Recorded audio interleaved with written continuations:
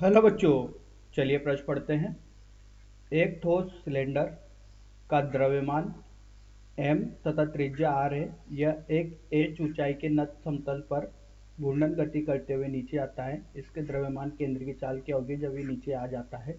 चार विकल्प दिए गए हैं बच्चों, बताना कौन सा विकल्प सही है। तो आइए बच्चों, प्रश्न के लिए सर्वप्रथम मुख्य अवधारणा की चर्चा करते हैं। मुख्य अवधारणा, तो देखिए बच्चों, जो प्रश्न के लिए मुख्य अवधारणा होगी वो कुछ बच्चों, यहाँ पर कोई पिंड है। ये एक पिंड है बच्चों। ये इस अक्ष के प्रति घूर्णन कर रहा है बच्चों, यहाँ पर कोणीय वेग ओमेगा से। और बच्चों, इसका जो जड़त्व आघूर्ण है वो आई जड़त्व आघूर्ण है, और इसका द्रव्यमान बच्चों m है, और इसकी त्रिज्या है r।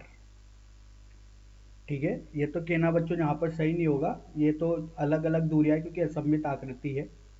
तो देखिए बच्चों, यहाँ पर अगर इसकी घूर्णन गतिज ऊर्जा बताई जाए, ठीक है, जिससे इंग्लिश में रोटेशनल काइनेटिक एनर्जी बोलते हैं बच्चों, ये होगी 1/2 आई ओमेगा का वर्ग। और बच्चों, स्थानांतरित गतिज ऊर्जा होती है जिसे इंग्लिश में ट्रांसलेशनल काइनेटिक एनर्जी बोलते हैं, 1/2 एम वी का वर्ग। बच्चों, यहाँ पर एक चीज और आती है बच्चों, आई बराबर एम घूर्णन त्रिज्या के रूप में जो यहाँ पर बच्चों दिया जाता है, जड़त्व आघूर्ण वो दिया जाता है एम के वर्ग, जो बच्चों के यहाँ पर क्या है, घूर्णन त्रिज्या। तो आइए बच्चों, इस मुख्य अवधारणा के आधार पर प्रश्न को हल करते हैं। देखिए बच्चों, यहाँ से बोला गया है कि बच्चों एक ठोस सिलेंडर है। आकृति किस प्रकार की दी गई है, ठोस सिलेंडर प्रकार की आकृति दी गई है। ठीक है, तो देखिए बच्चों, यहाँ से एक आनत तल बनाते हैं बच्चों। इस आनत तल की ऊंचाई h है, ये थीटा कोण है बच्चों, और इसकी ऊंचाई कितनी है, h है बच्चों। अब यहाँ पर बच्चों एक ठोस सिलेंडर रखा हुआ है जिसके द्रव्यमान केंद्र के प्रति ओमेगा कोणीय वेग से घूर्णन करता हुआ, और इसका रेखीय वेग है v, जिससे बच्चों ये क्या है, नीचे आ रहा है। तो बच्चों जब ये नीचे आएगा तो बच्चों यहाँ पर इसका प्रारंभिक वेग कितना हो गया है, 0 हो गया है।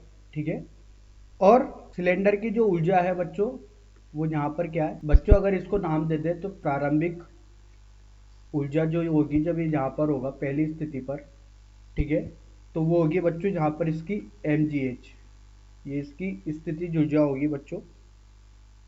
तो U1 कितना हो गया बच्चों, ये हो गया mgh।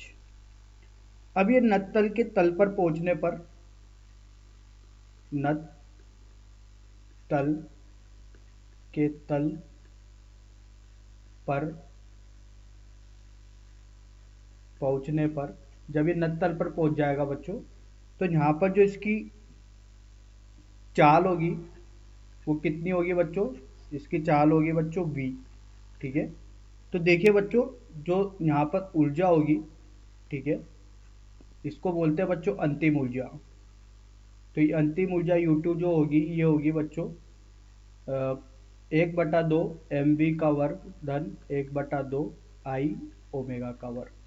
तो बच्चों जब इस ऊर्जा को यहाँ पर घूर्णन ऊर्जा के रूप, घूर्णन त्रिज्या के रूप में लिखते हैं, तो ये आती है बच्चों 1/2, क्योंकि बच्चों यहाँ पर इसका वेग होगा v के रूप में लाना है, तो बच्चों यहाँ पर घूर्णन त्रिज्या आएगी, तो ये होगा 1/2 mv का वर्ग ब्रैकेट 1 धन k का वर्ग बटे r का वर्ग। अब देखिए बच्चों, यहाँ पर चूंकि यहाँ पर बच्चों ठोस सिलेंडर है, तो k का वर्ग बटे r का वर्ग का मान होगा बच्चों 1/2। ठीक है, अब देखिए बच्चों, यहाँ पर मान रखते हैं तो कुल ऊर्जा क्या रहेगी, संरक्षित रहेगी। तो ऊर्जा संरक्षण से कुल ऊर्जा अगर यहाँ पर संरक्षित रह रही है बच्चों, तो प्रारंभिक ऊर्जा किसके बराबर होगी, अंतिम ऊर्जा के। तो देखिए बच्चों, यहाँ से 1/2 एम वी का वर्ग 1 धन के का वर्ग बटे आर का वर्ग बराबर mgh। इससे ये कट गया बच्चों, के का वर्ग बटे आर का वर्ग का मान है बच्चों 1/2, तो 1 सही 1/2 बराबर gh। तो बच्चों ये हल करने पर मिलता है 3/2 तो 3/2 गुणा 2 4 हो जाएगा, v का वर्ग बटे जी एच। तो v का मान आएगा बच्चों वर्गमूल 4/3 जी एच के। तो यही अपने प्रश्न का उत्तर है। देखिए बच्चों, यहाँ से सही विकल्प का चयन करते हैं, 4/3 वर्गमूल में जी एच। तो देखिए दूसरा विकल्प सही है। आशा करता हूँ आपको यह समझ में आया होगा। धन्यवाद।